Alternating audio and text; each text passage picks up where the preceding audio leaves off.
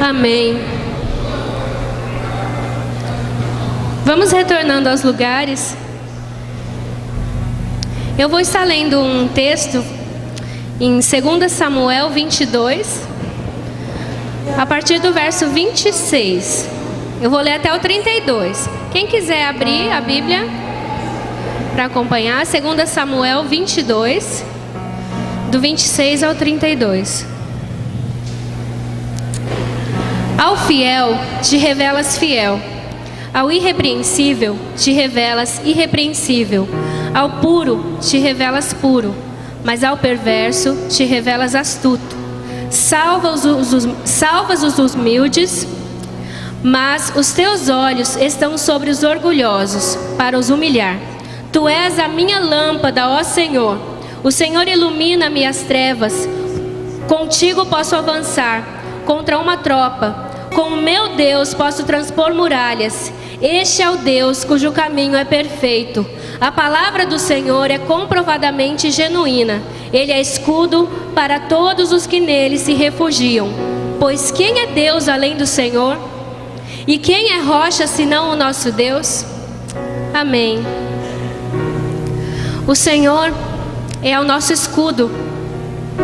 É um Deus que tudo pode, o nosso Deus provedor. Nas cordas já são 2 semanas que a gente vem fazendo essa campanha.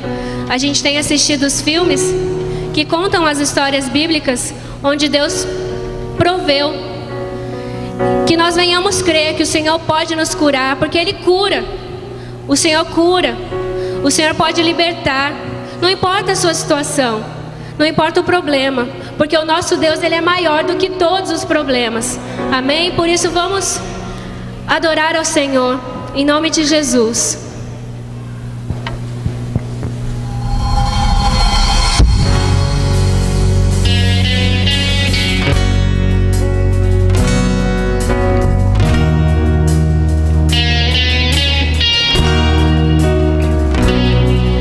Tu és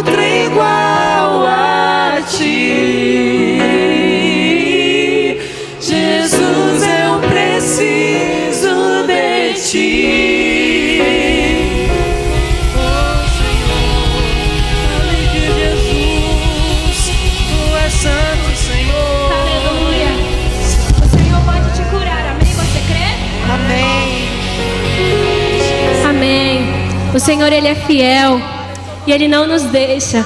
Por isso vamos declarar isso, que Ele está conosco. Amém.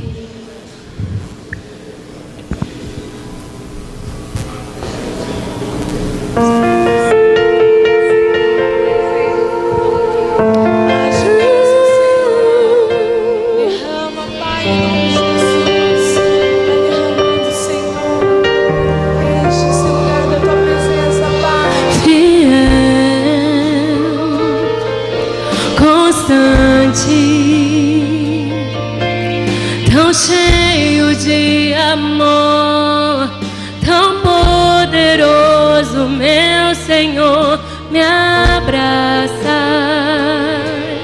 me sondas, conheces meu andar e gostas de me ouvir cantar. Eu sei que estás comigo, eu sei que estás comigo, eu sei que não me deixas sozinho em minhas lutas. Eu sei que vens agora pra gravar em meu coração que tu és Deus, és minha salvação.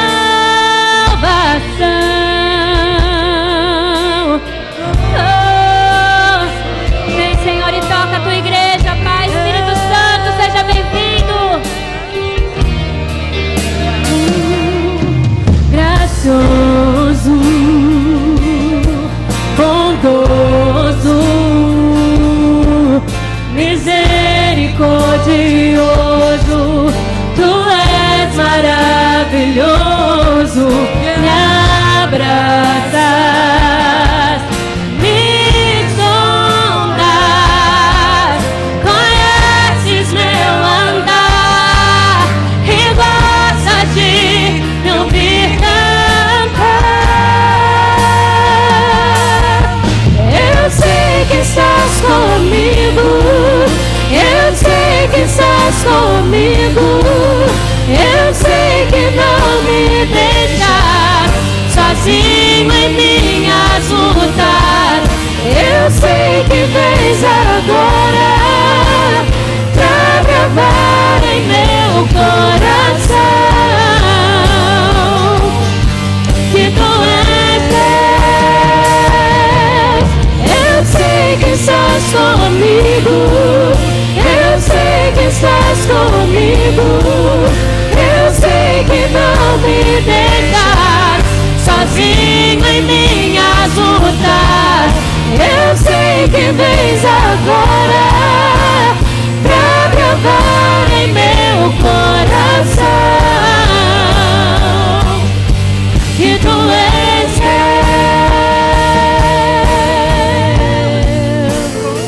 Tu és o Deus que liberta, o Deus que cuida.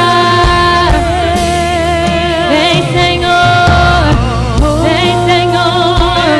e toca as luz com teu amor.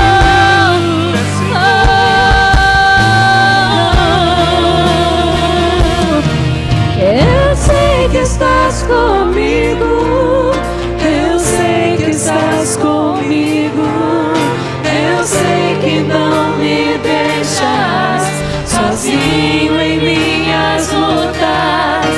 Eu sei que vens agora pra gravar em meu coração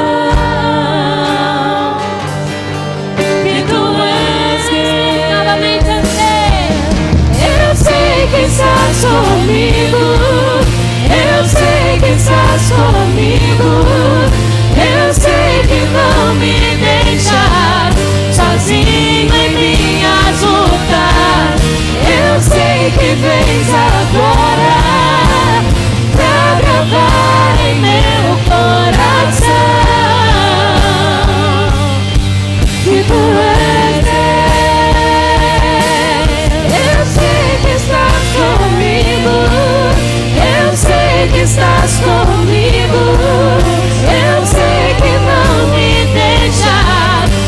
sozinho em minhas lutas.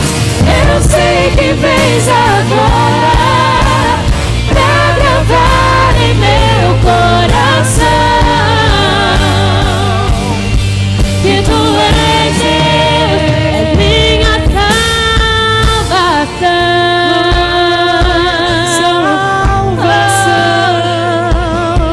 Tu és minha salvação, meu escudo, meu protetor.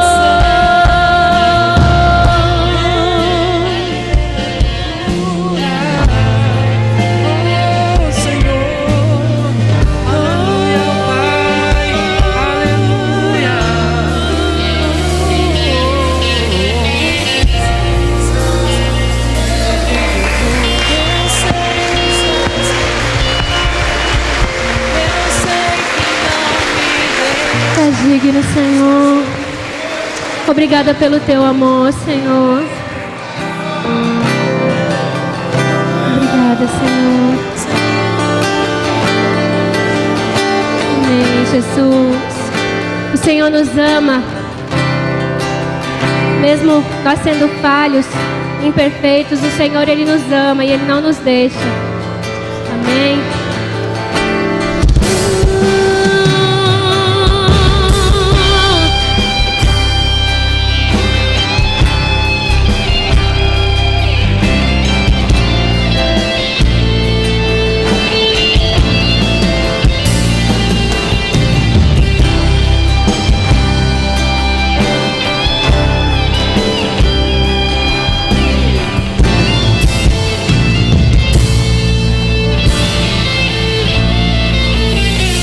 Mesmo sendo assim, pobre pecador, Deus me ama.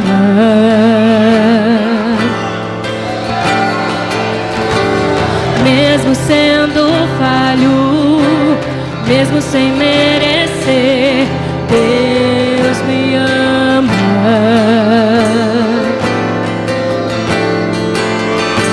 Se estou forte, se eu estou de pé, Deus me ama.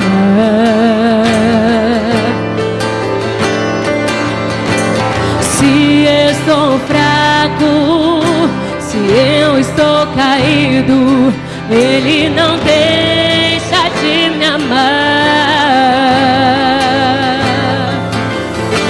Sem o seu amor, sem o seu perdão, o que seria de mim?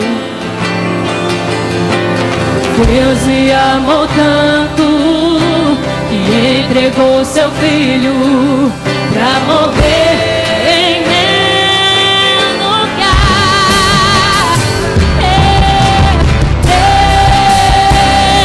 Deus me ama e o seu amor é tão grande e incondicional. Deus me ama e Ele está sempre de braços abertos pra mim.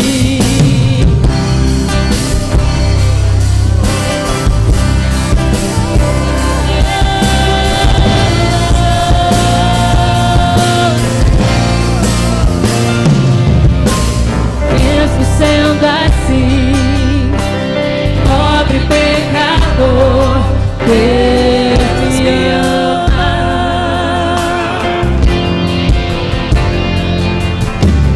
Mesmo sendo falho, mesmo sem merecer, Deus me ama.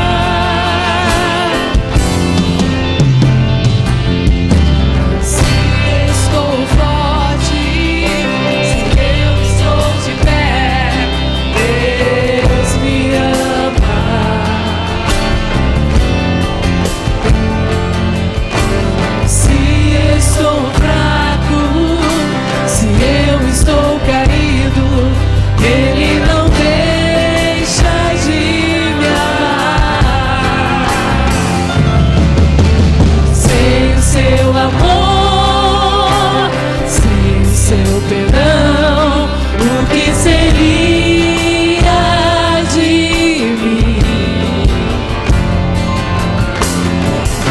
me amou tanto que entregou seu filho pra morrer em meu lugar.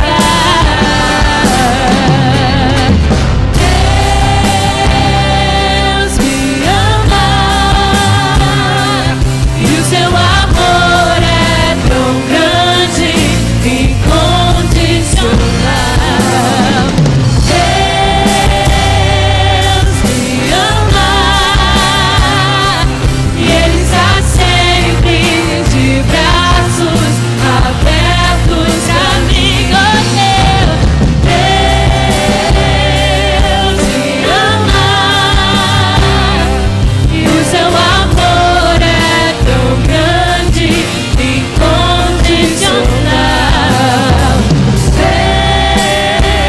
Deus me ama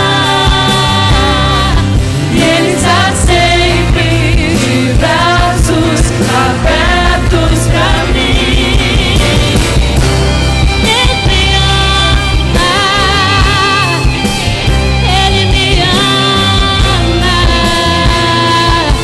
pois Ele me escolheu, Ele te escolheu, desde o ventre da tua mãe, Ele te escolheu, não tenha medo. Oh, declare: Deus me ama e o seu amor é tão grande, incondicional. Deus me ama e Ele está sempre de braços abertos pra mim. Deus me ama e o seu amor é tão grande, incondicional. Deus me ama e Ele está sempre de braços abertos pra mim. Aleluia, aplauda o Senhor porque Ele é digno. Aleluia, Senhor. Aleluia, Jesus. Obrigada, Senhor.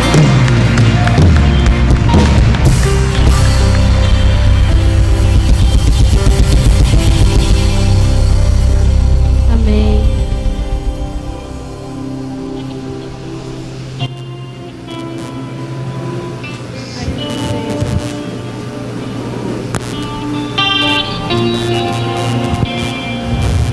Pai querido, a gente sai de casa, Senhor, um tempo úmido como este, porque temos um propósito no nosso coração. Queremos ter um encontro contigo.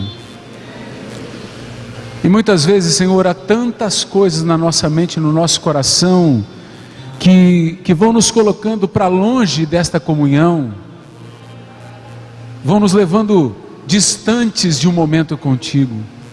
Queremos pedir que neste momento o Senhor aquiete os nossos corações, o Senhor aquiete os nossos sentidos, e que o Senhor, de uma forma extraordinária, maravilhosa, graciosa, amorosa, como bem é peculiar ao Senhor, o Senhor fale conosco e sejamos todos edificados e saiamos daqui, Senhor, com o coração cheio da Tua presença, cheio, Senhor, de amor, cheio de graça, cheio, Senhor, do Teu Espírito, para fazer aquilo que Tu queres. Senhor, agora cada um que aqui entrou, cada um que está a caminho, vai tocando, e vai, Senhor, falando. É isso que lhe pedimos, em nome de Jesus. Amém, amados? Vamos lá. Jeremias capítulo de número 29, a partir do verso 1 até o verso 14. São estas as palavras da carta que Jeremias, o profeta, enviou de Jerusalém ao resto dos anciãos do cativeiro, como também aos sacerdotes, aos profetas e a todo o povo que Nabucodonosor havia deportado de Jerusalém para a Babilônia.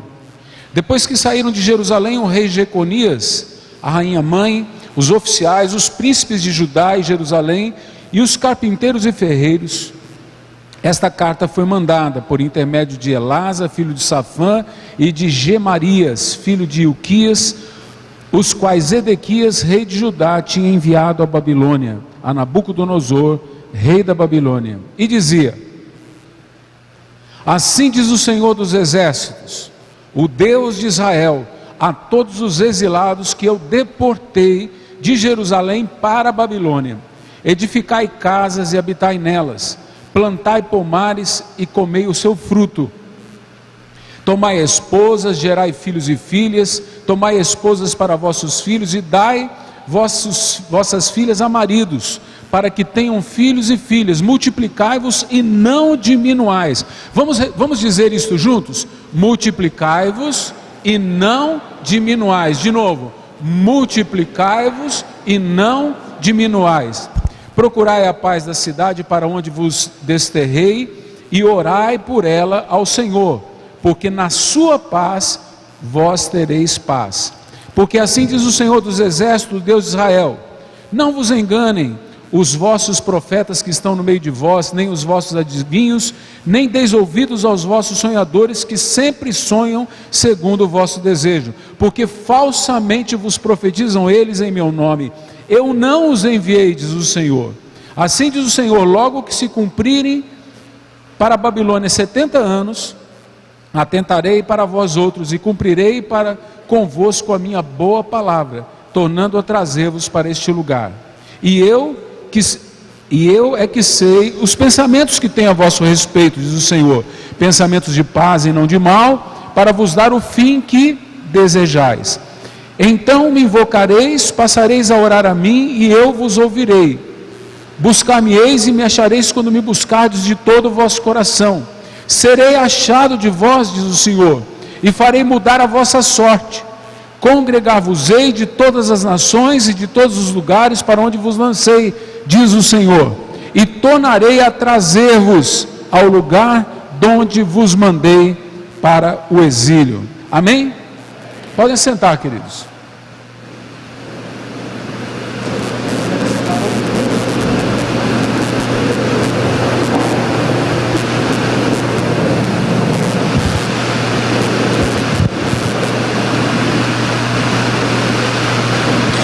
Deixa eu explicar um pouquinho essa palavra aqui, porque tem algumas palavras que estão registradas aqui que a gente não tem costume de usar.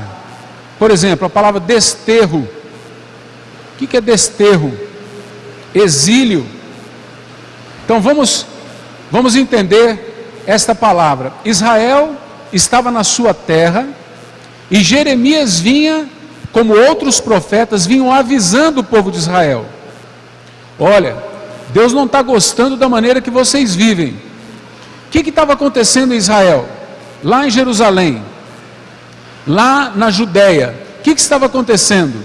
O povo havia começado a adorar imagens, se ajoelhar diante de bonecos de pau, de pedra.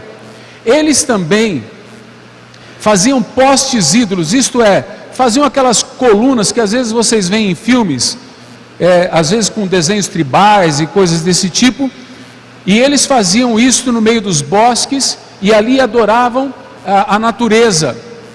Eles também assumiram a adoração ao Deus Sol, a deusa Lua. Esta era cultura pagã, esta era a cultura dos cananeus.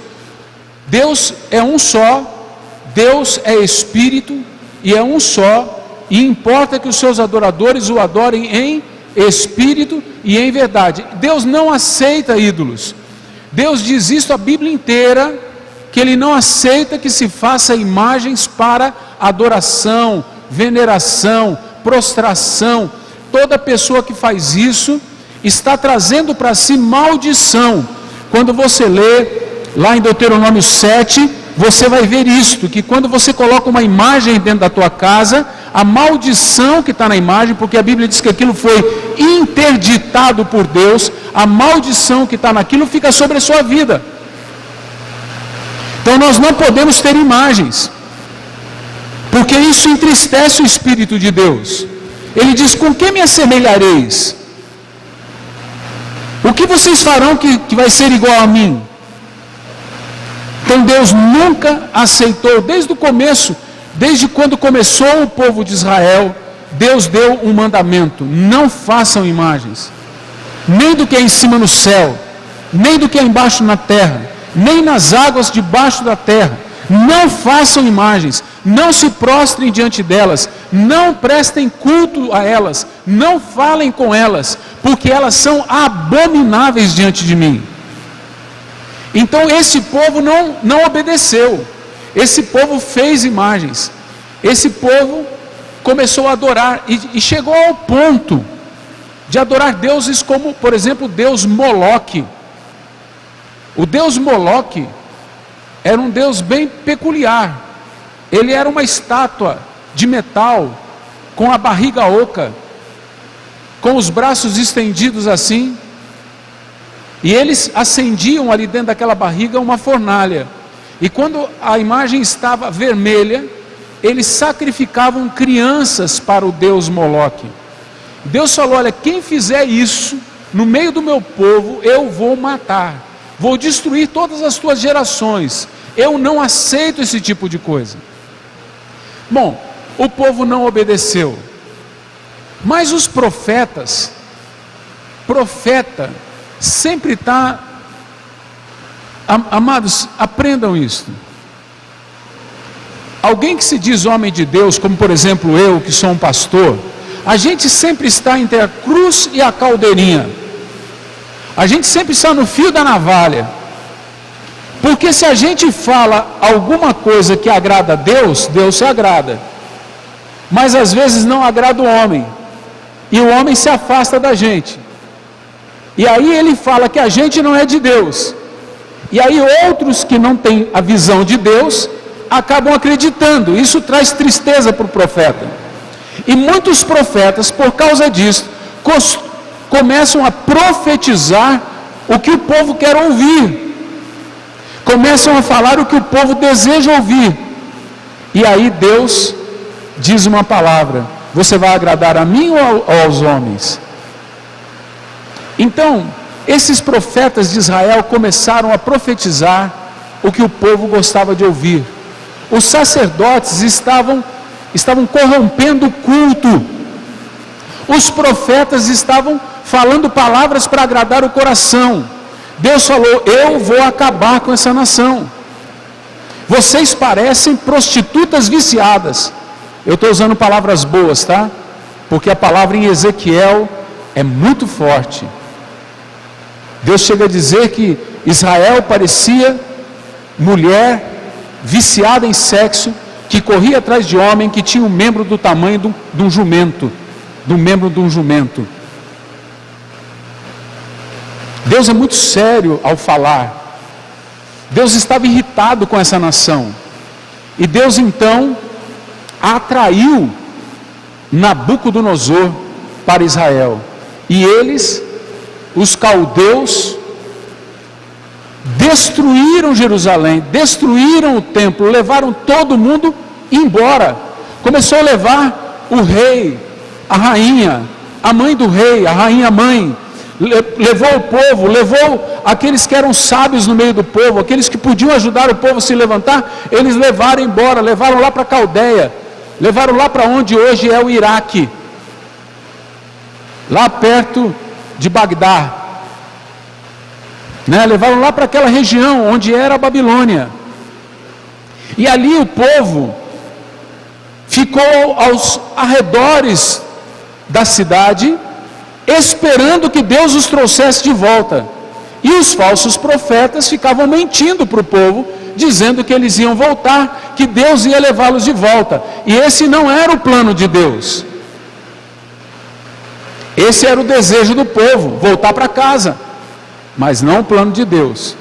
Então esse texto mostra um grande conflito entre o desejo do homem e a vontade de Deus.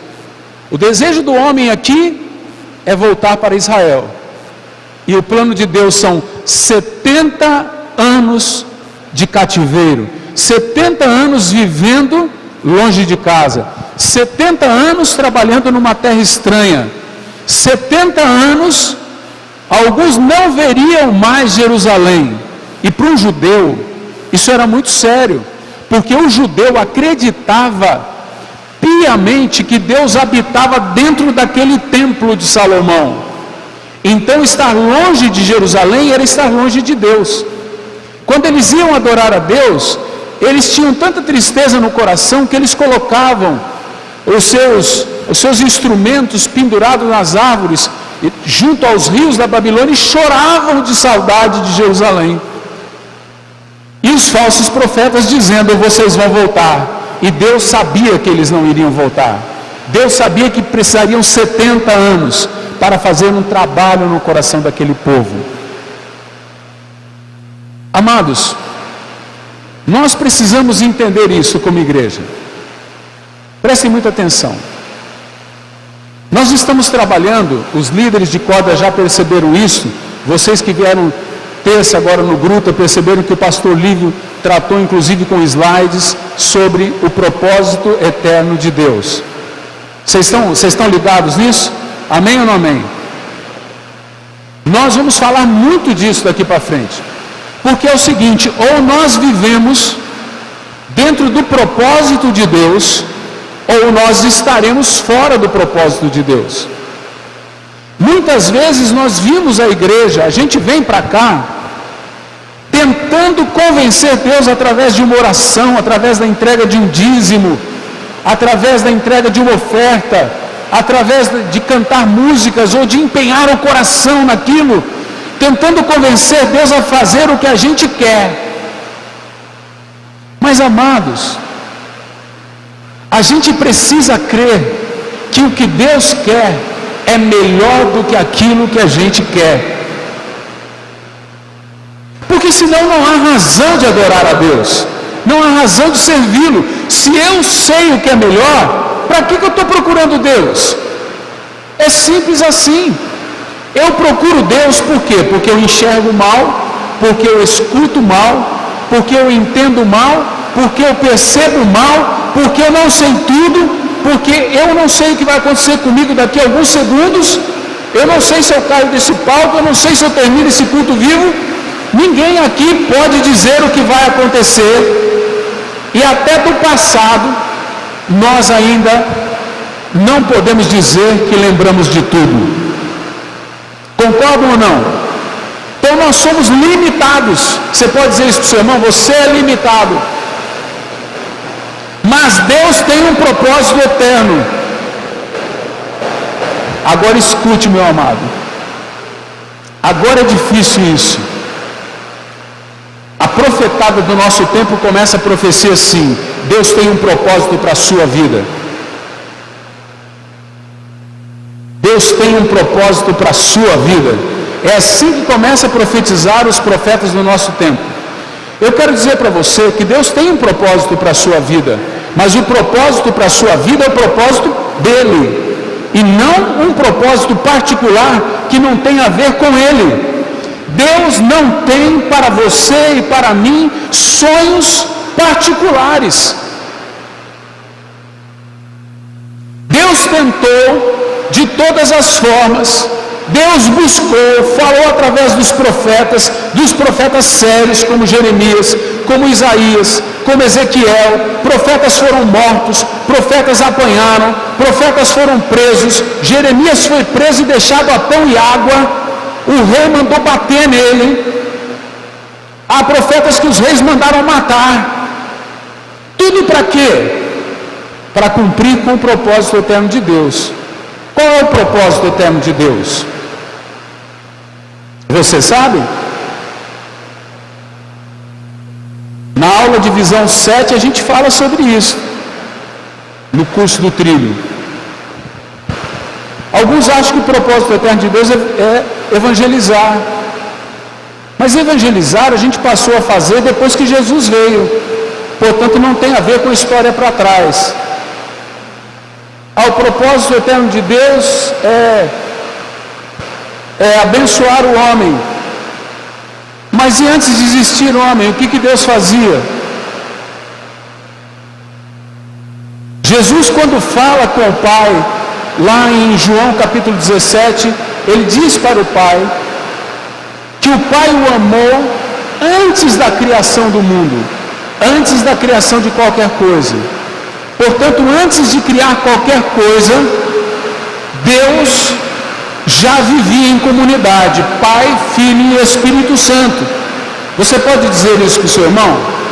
Antes de qualquer coisa, Deus já vivia em comunidade, Pai, Filho e Espírito Santo.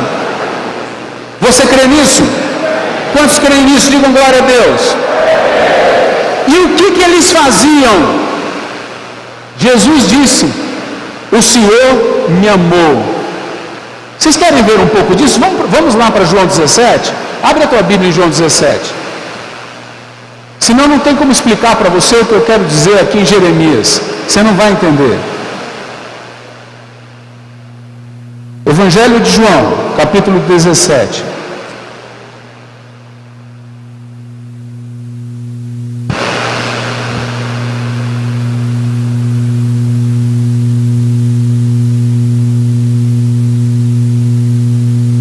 Preste atenção, verso 20: não rogo somente por esses, mas também por aqueles que vierem a crer em mim por intermédio da palavra. Está falando de nós, a fim de que todos sejam um como tu és, ó Pai, em mim e eu em ti, também que eles sejam um em nós, para que o mundo creia. Olha o que Jesus está pedindo ao Pai, essa comunhão que há entre nós, Pai, que seja nossa e deles conosco.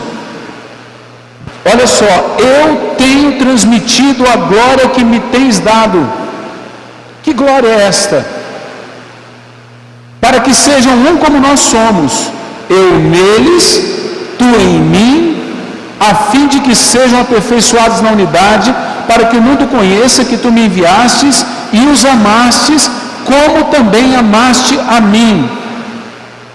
Pai, a minha vontade é que onde eu estou, estejam também comigo os que me deste, para que vejam a minha glória, que me conferiste, porque me amaste antes da fundação do mundo. Jesus não passa a existir a partir de Maria. Você pode dizer isso para a pessoa que está perto de você? Ele já existia antes da fundação do mundo.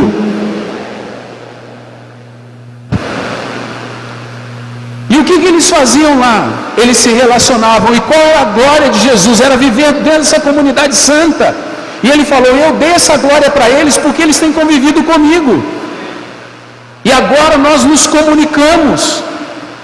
Meus irmãos, o grande propósito eterno de Deus é viver em comunhão conosco, é ter um povo, uma grande família com a qual ele possa se relacionar em santidade, amor, respeito, unidade. Deus quer viver, a Bíblia diz tabernacular. Deus quer viver na tenda da congregação conosco. Deus quer descer e andar entre nós, passear entre nós, conviver conosco. Deus quer que nós convivamos com Ele e sejamos um em pensamento, em sentimento, em propósito. Que propósito? Vivermos em comunhão, casa, vivemos em família, como uma grande família, onde Jesus é o primogênito entre muitos irmãos. Isso é Romanos capítulo 8. É por isso que na nossa visão está lá, qual que é? A família das nações. Começa com família, porque nós somos a família de Deus. E esse povo queria as bênçãos de Deus, mas queria viver no pecado. Deus não pode abençoar esse tipo de coisa. Por quê? Porque Deus está aqui e estava lá para cumprir com o propósito, juntar uma nação para habitar no meio dela. Mas como ele vai habitar no meio de uma nação suja, porca, imunda, viciada, como égua no cio. Que ele diz isso na palavra. Uma geração que corre atrás de profetas, uma geração que corre atrás do bem bom, uma geração que não sabe viver em santidade a Ele. Sabe o que ele fez? Ele falou: não quero mais, chega. Por isso Paulo nos avisa, ele diz assim: não penses vós que sois jabuzeiros e fostes enxertados na videira, que depois de Deus ter cortado os galhos naturais, não cortará a vós. Vocês entenderam ou não? Deus é como uma videira. Jesus é a videira verdadeira. João 15. E o que ele diz? Quem não dá fruto, ele corta. Amados, Deus só tem compromisso com o propósito eterno dele. Deus só vai fazer o que está no coração dele. Deus não tem compromisso com religião. Deus quer um povo santo. Ele quer ser o pastor desse povo. Ele quer nos conduzir aos pastos verdejantes, às águas tranquilas.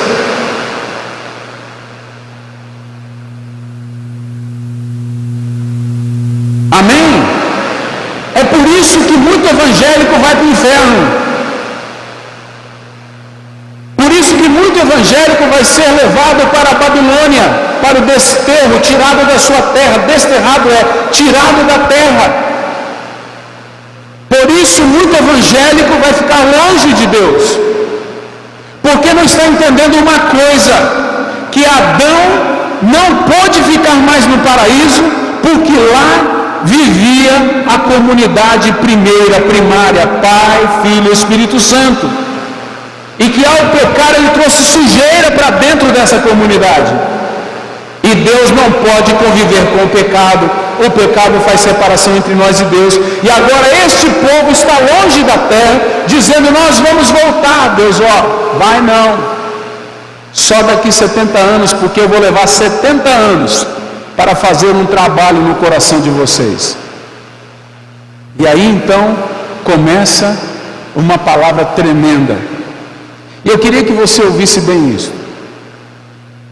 Primeira palavra de Deus para este povo é: sabe a cidade onde vocês estão vivendo? Vamos voltar lá para Jeremias, por favor. Jeremias 28. Olha só o que ele diz. Os profetas estavam dizendo: não, vamos embora e tal. Ele fala: não, sabe a cidade onde vocês estão vivendo? 29, né? No verso 5 ele diz: edifiquem casas e habitem nelas, plantai pomares, comei o seu fruto, tomai esposas, quer dizer, vocês que estão na idade de casar, casem, gerem filhos e filhas, e depois tomem esposas para os vossos filhos, e deem as vossas filhas a maridos, para que tenham filhos e filhas, e multipliquem-se, e não diminuam. Procurem a paz da cidade para onde vos desterrei, e orai por ela ao Senhor, porque na paz dela vocês terão paz. Deus queria ensinar ao povo de uma forma agora que eles não tivessem saída, porque eles tinham só duas situações: ou eles viviam como servos de Deus e recebiam a promessa, ou eles viviam como servo do imperador da Babilônia e viviam longe de Deus, porque ali eles tinham que se dobrar diante de estátuas, ali eles tinham que se dobrar diante de deuses, e nunca mais voltariam à terra. Irmãos, Deus é tão sério, esse negócio de que Deus é amor, nós estamos numa geração bem gay, né? Bem gay. Deus é amor, então vale tudo. Vale tudo. Por que eu digo isso? Porque para satisfazer essa ideia de que Deus aceita o homossexualismo, vem essa história, e até a prostituição, e até o adultério, vem essa história de que Deus é amor. Então amor vale tudo. E tem pastor pregando essas coisas por aí. Havia 12 tribos em Israel. Lá na época, depois da morte de Salomão, na época de Roboão e Jeroboão, 2 homens, Roboão, filho de Salomão, e Jeroboão, um mestiço, egípcio e israelense, dividiu-se a nação. 10 tribos foram para o sul, com a capital em Samaria, e 2 tribos e meia, Judá, Benjamim e meia tribo de Manassés, ficaram no sul. Irmãos, prestem atenção, por causa do pecado de Samaria, e essas 2 nações passaram a se chamar Israel, com a capital no norte, em Samaria, e Judá, com a capital em Jerusalém, onde reinaram os filhos de Davi, a descendência de Davi, que depois veio a chegar até Jesus. Prestem atenção nisto, Deus é tão sério, que por causa do pecado daquelas tribos do norte, das 10, Deus desterrou eles através do império assírio. Sabe o que aconteceu com eles? Eles desapareceram na história, não existem mais. Aquilo que tem lá em Israel hoje é só uma tribo, a tribo de Judá, a tribo que de onde Jesus tinha que sair, foi a única tribo que restou, mesmo depois de Benjamim e da meia de Manassés. Deus não aceita o pecado, a vida de pecado, no meio do seu povo. Deus quer construir um povo santo, um povo reto. E por isso ele diz para esse povo: vocês vão ficar aí onde eu desterrei vocês. Ele está dizendo, não foi o imperador da Babilônia que levou vocês para aí, fui eu que levei. Preste atenção em como ele diz. Veja só, capítulo 29, ele diz no verso 4: assim diz o Senhor dos Exércitos, o Deus de Israel, a todo exilado que ele está falando, eu deportei de Jerusalém para a Babilônia. Ele está dizendo, não pensem vocês que Nabucodonosor podia fazer isso, ele só fez porque eu quis que fosse feito. Então Deus diz para esse povo agora: vocês estão aí, vão aprender a ser povo, vão aprender a ser povo meu, façam do meu jeito. Tem um monte de profeta falso, vocês não vão segui-los. Tem sacerdote aí fazendo coisa errada, transando com a mulher um do outro. Ele fala isso, se você olhar para o capítulo 28, ele está falando disso. Olha lá no verso 9, ele está falando, profetas que profetizam paz, só ao cumprir-se a sua palavra será conhecido. Não é isso que eu queria ler. Não vou achar agora, deixa para lá, mas está aqui em Jeremias. Ele diz que esses profetas, eles ficavam transando com mulheres do povo, tendo relações sexuais. A gente está cansado de ver isso, pastor caindo, mantendo relações sexuais com mulheres do rebanho, líderes que ganham ascendência sobre mulheres, levadas por várias paixões, mulheres que se deixam levar, e a prostituição entra no meio da igreja. Deus estava cheio disso. Deus falou, vocês vão ficar e vão aprender a ser gente, vocês vão aprender a ser gente minha. Façam filhos, casem-se, façam filhos. E aí ele diz, o compromisso é com a próxima geração também. Peguem os filhos, deem em casamento, peguem as filhas, deem em casamento, para que tenham filhos. Nós precisamos cuidar da outra geração. Pais, eu quero dizer uma coisa para vocês. Sabe por que está chovendo lá fora? Porque Deus não queria os outros que faltaram, queria a gente aqui. Ele quer bater um papo com a gente.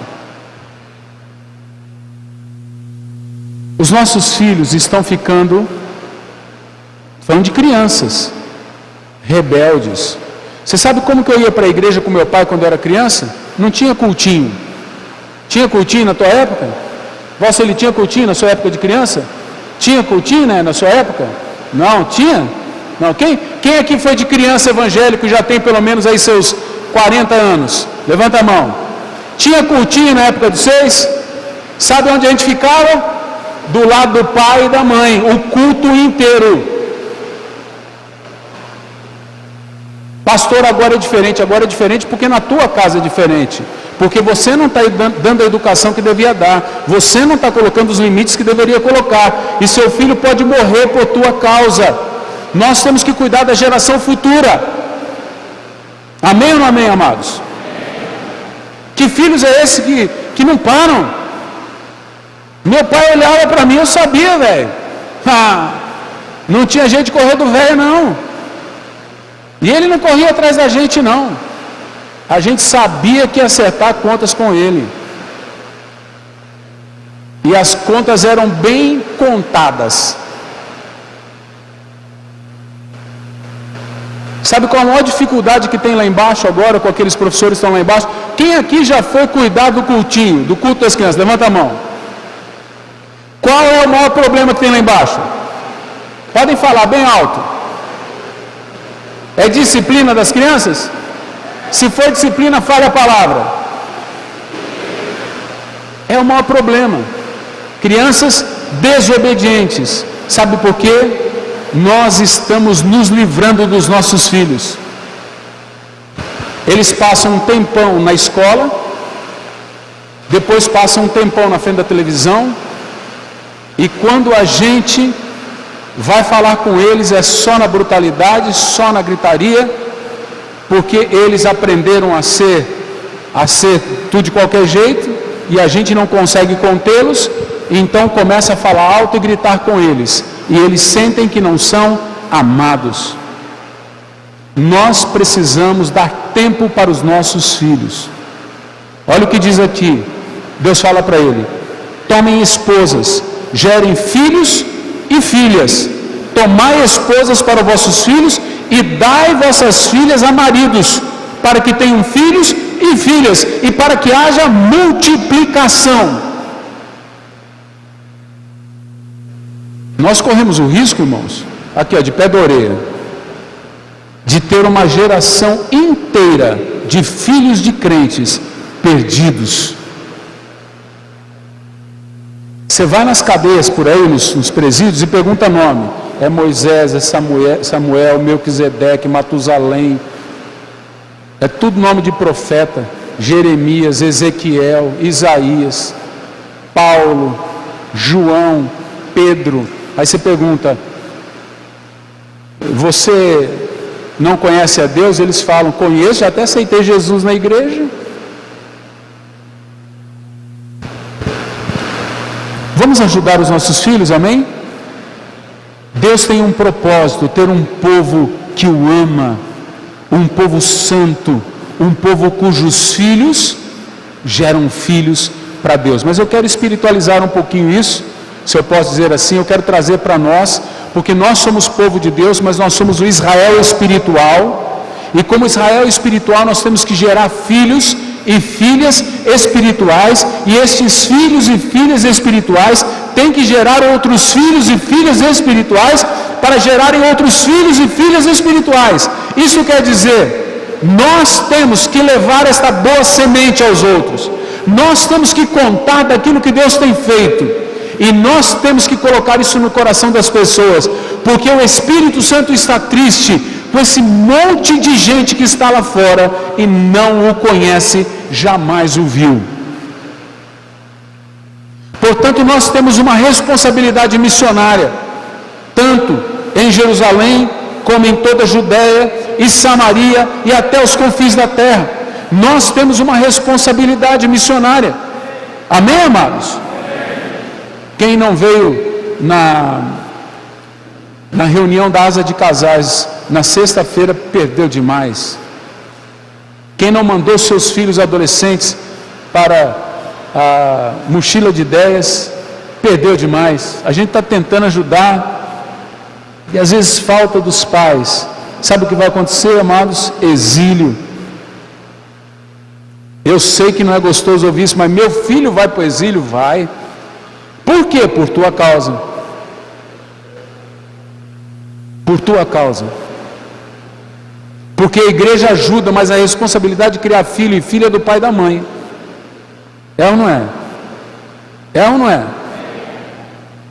Eu vou perguntar aqui para vocês assim, de um passant, de passagem, de levinho.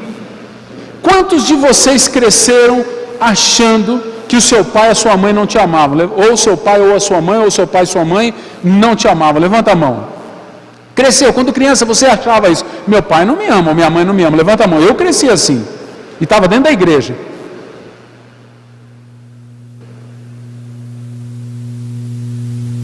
Complicado, né? Agora, pergunta para os filhos dos crentes. Por outro lado, Deus quer que nós abençoemos esta cidade. Deus quer que nós intercedamos por esta cidade. Deus quer que plantemos pomares nessa cidade. Deus quer que enriqueçamos dessa cidade. Deus quer que prosperemos nessa cidade. Mas para isso é preciso abençoar a cidade. E abençoar a cidade é pegar os filhos da cidade e torná-los Israel espiritual. Gerar filhos e filhas. Marília precisa de bênção. Vocês concordam comigo, amém? Marília precisa de bênção. E só tem luz no coração do crente.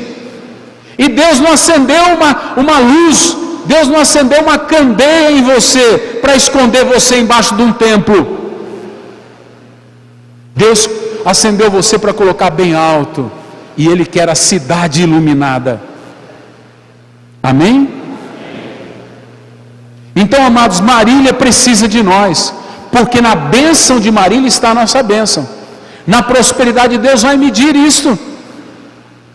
Você acha que se esse povo todo for para o inferno, sem nós nos importarmos, você acha que Deus vai nos dar o céu de gracinha, de boa? Vai não, irmãos.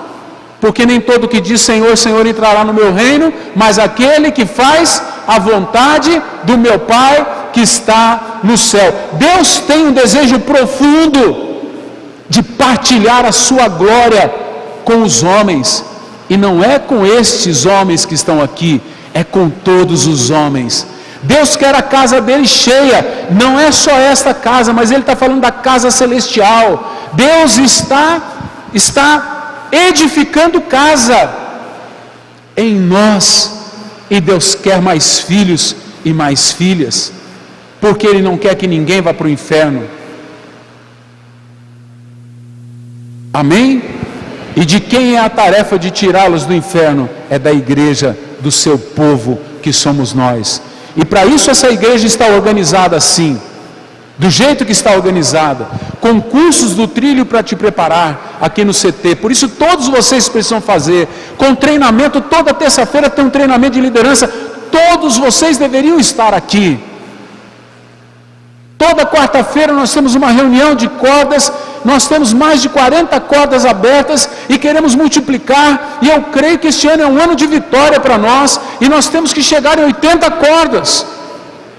Mas para isso nós precisamos abraçar isso. Domingo passado falamos sobre isso. Não pode ter um odres vazio. O que é odres? É dia de oração, discipulado e renovo no Espírito Santo. Odres é um lugar, na verdade, de colocar azeite ou vinho. Mas o odres nosso é uma reunião para abençoar vidas. Nós precisamos levar gente para lá. Vai ter um de mulheres agora. Vamos pegar as nossas Natanaelas e vamos mandar para lá. Por quê? Porque é para gerar filhos. É para nos multiplicarmos e não diminuirmos. Tem igreja fechando porta, porque os crentes querem só ouvir sermão e cantar músicas bonitas. Mas Deus não tem compromisso com esse povo. Deus tem compromisso com um povo que pega no arado e não olha mais para trás. Amém? Eu não sei como vai a sua vida, mas eu quero encerrar. Tem muita coisa, esse texto é riquíssimo. Eu quero encerrar com algo tremendo que tem nesse texto. Deus, por causa do seu grande propósito, Ele tem pensamentos a nosso respeito. Quando Deus pensa em você, quando Deus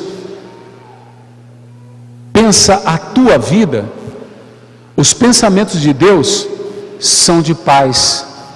Olha o verso de número 11: eu é que sei que pensamentos tenho a vosso respeito, diz o Senhor, pensamentos de paz e não de mal, porque eu quero dar o que vocês desejam. O que eles queriam? Ser povo de Deus, lá na terra de Deus, lá na Canaã. Deus quer dar isso a você, ser povo de Deus na Canaã celestial. Quem aqui não quer ir para o céu? Levanta a mão. Quem não quer ir para o céu? Levanta a mão. Todo mundo quer ir. Ele quer dar isso para você. Se você quer, saiba que Deus quer antes de você. Deus quer mais do que você. Porque você ainda reclama às vezes que o culto demora um pouquinho mais, que a coisa não foi bem do teu jeito, né? A gente entorta a boca para qualquer coisa. Mas Deus, para que isso aconteça, para que o teu desejo seja cumprido, para que você more no paraíso, Jesus chama de paraíso onde a gente vai morar. Ele disse para o ladrão: hoje mesmo estarás comigo no paraíso. Nós vamos morar no paraíso. Jesus, para que isso acontecesse, Ele morreu numa cruz, Ele desceu do seu trono e morreu numa cruz. Deus pagou o preço de quebrar a comunidade, de colocar o Filho dele aqui nesse lugar sujo, de pecado, e Ele lá na cruz carregou o meu pecado e o teu pecado, mais essa ainda. Ele que não tinha pecado, Ele não ia morrer nunca, ia ficar de pendurado ali a eternidade. E não ia morrer, porque só morre quem tem pecado. Então, Ele carregou o meu pecado e o teu pecado, para sermos justificados através da morte dEle. Que glorioso, que Deus amoroso que nós temos. E Ele diz: eu tenho um pensamento a teu respeito, eu quero dar o fim que você deseja, eu quero te dar o que você deseja. Lá no final você vai ter o que deseja, porque eu quero te dar. Você pode dizer isso para o teu irmão: Deus quer te dar a salvação eterna.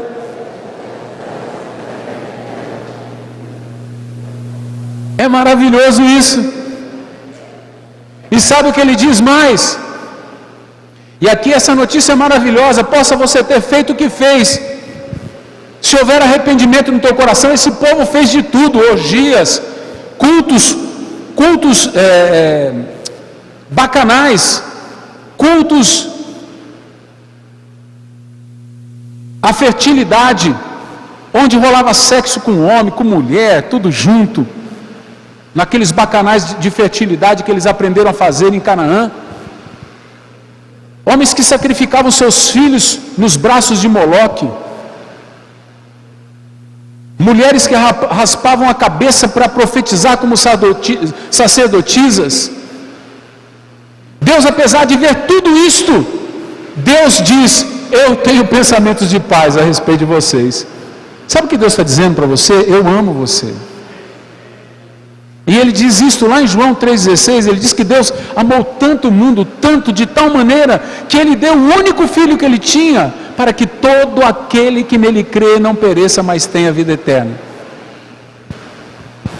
Então, meu querido, minha querida, tenha você feito o que fez, esteja você praticando o que está, eu te peço em nome de Jesus, eu te rogo pelo amor de Deus, para enquanto é tempo, dê um basta nessa sujeira, porque Deus, Ele quer te ouvir, Ele quer se deixar encontrar. Ele diz: vocês me invocarão, orarão a mim e eu vou ouvir. Vocês vão me buscar e vão me achar quando vocês me buscarem com todo o vosso coração. Isto é, no seu coração não vai ter aquela sujeirinha mais. Agora aquela parte que tinha sujeirinha é minha também. Aquela parte que tinha as mentiras é minha também. A parte que tinha as falcatruas é minha também. A parte que tinha religiosidade agora é minha também. A parte que tinha idolatria agora é minha também. Ele é todo meu. Quando todo o teu coração for meu, você vai me invocar e vai me achar. Talvez está a resposta aí para você, por que eu não encontro Deus, não é? Aí diz, olha o verso 14: serei achado de vós, diz o Senhor. Deus se esconde de pessoas. Deus não se deixa encontrar por pessoas. Tem pessoas gritando por Deus e Deus não deixa elas achá-lo. Mas Deus diz para um povo arrependido, Deus diz para um povo que quer: vocês vão me buscar e vão me achar, eu me deixarei encontrar. Vocês vão me encontrar, porque eu vou deixar acontecer isto. Mas sabe o que ele diz mais? Ele diz para você esta noite o seguinte: emenda os teus caminhos, limpa o teu coração, limpa as tuas mãos, limpa as tuas condutas, limpa a tua maneira de viver, volte o teu coração todinho para mim, venha me buscar com todo ele, e eu mudarei a tua sorte. Sabe qual que é o problema de Marília? Sabe qual que é o problema desses buracos de Marília? Somos nós. Somos nós. A paz de Marília, a prosperidade de Marília depende das nossas orações. Depende do nosso desejo de abençoar. Você está pensando que depende de Vinícius? Depende de Abelardo? Depende de outro que teve aí, sei lá, o Toffoli, o Bugarelli, e aí vai, né? Pedro Sola, e vai para trás aí. Eu lembro até do Tatá. Eu sou velho aqui. Vocês não lembram do Tatá, mas eu conheci ele pessoalmente. Otávio Barreto Prado, baixinho desse tamanho, fogueteiro que só. Não depende dessa gente, depende de nós. Nós somos os porteiros desta cidade. Amém ou não amém? Depende de nós se a bênção entra ou não entra. Se houver adoração, quem vai entrar? Deus. Se Deus entrar, o que entra? Entra tudo que tem em Deus, tudo que está nas mãos de Deus. Se houver um coração derramado, quem entra? Deus. Se entrar Deus, o que entra? Salvação, libertação, entra bondade, misericórdia, entra tudo de bom. Vai fechar esse monte de bar, vai abrir um monte de igreja, vai abrir um monte de corda, vai levantar um monte de missionário. O aeroporto vai ter que mudar essa pista, vai ter que mudar o aeroporto, porque vai vir gente do mundo inteiro querer saber o que aconteceu aqui. E sabe o que eles vão descobrir? Eles vão descobrir que nós resolvemos ser crentes de verdade. Que nós resolvemos que estaríamos nos movendo, vivendo, existindo e nos movendo em Deus, na Trindade Santa, na comunidade santa, e que nós não aceitaríamos mais pecado em nós.